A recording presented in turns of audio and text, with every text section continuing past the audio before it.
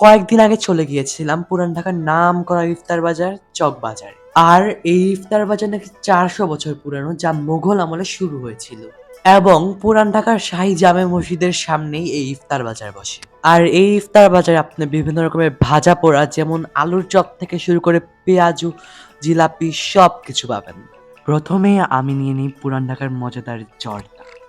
এমনকি আপনারা এখানে কাবাব, সুতি কাবাব বা জালি কাবাব, শাহী পারাঠা, বড় বাপের পোলাও খাই থেকে শুরু করে অনেক ধরনের খাবার পাবেন।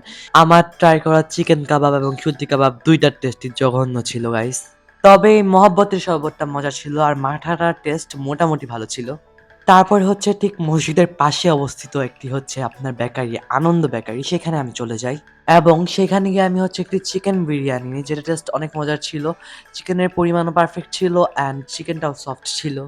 এবং বিরিয়ানিতে মসলার কম্বিনেশনও মজার ছিল। তারপরে হচ্ছে বিরিয়ানি কিনে আমি চলে যাচ্ছিলাম অ্যান্ড আজকের ভিডিওটা এ পর্যন্তই। ভালো লাগলে লাইক এবং ফলো করবেন। Bye bye.